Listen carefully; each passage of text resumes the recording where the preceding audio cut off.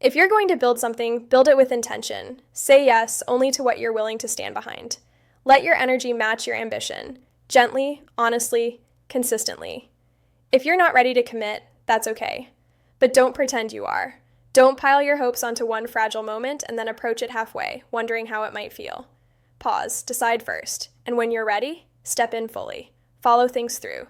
Stay with them long enough to learn. Try not to walk away mid-chapter carrying the question, what if I had given it more? That question lingers, not because of failure, but because of uncertainty. So often, what keeps us up at night isn't losing. It's not knowing whether we truly showed up. You don't know if something wasn't meant for you, or if you never gave yourself the chance to find out. And that's a heavy place to live. Many of us hover there, one foot in, one foot out, unsure if we belong, unsure if we're ready. Holding back just enough to protect ourselves, and quietly draining our own momentum. When things slip, we act surprised, but somewhere inside, we knew. I wish more of us allowed ourselves to take up space, calmly, unapologetically, to own our effort, to say, I'm here, I'm trying, this matters to me. There is strength in looking at yourself with respect and saying, I did that, I made something real. And there is just as much strength in saying, I missed, and I'm willing to learn. Growth isn't about perfection, it's about honesty. Fulfillment isn't guaranteed, but it leaves clues. You can learn from your own rhythm. When do you feel clear? When do you feel tight or overwhelmed? What environments support you, and which ones drain you? Reducing friction is progress. Even that is a win. We're often so kind to others, encouraging them to keep going, to be gentle with themselves.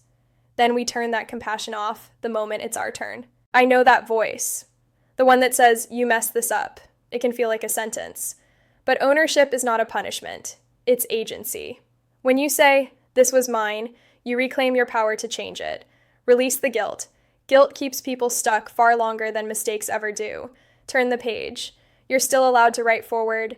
There are patterns worth noticing when you show up consistently, when you speak honestly, when you follow through, even imperfectly. The mind quiets. Life rarely makes sense in the moment, only in hindsight. That can be frustrating, but it's also reassuring. Many endings are just redirections. The uncertainty ahead of you isn't a sign you're lost. It's a sign you're moving. You don't need to know exactly what you want. Sometimes it's enough to recognize what no longer nourishes you. That clarity is leverage. Instead of asking, who am I? Try asking, what am I done carrying? Let subtraction lead. When you feel stuck, pause and check in. Do you need to push forward, or are you pressing the brake without realizing it? Not all growth comes from effort. Some comes from release, from allowing, from breathing. Even difficult experiences deserve acknowledgement. They showed you something important. Pain can become wisdom, if you give it space to speak. In hard moments, it's okay to borrow belief from the future version of you. To say, this will pass, even if part of you doesn't feel it yet.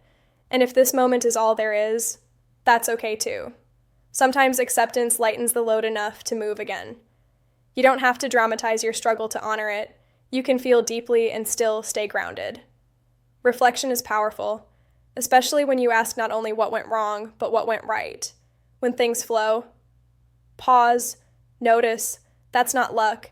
That's information, presence, gratitude, awareness. They leave tracks.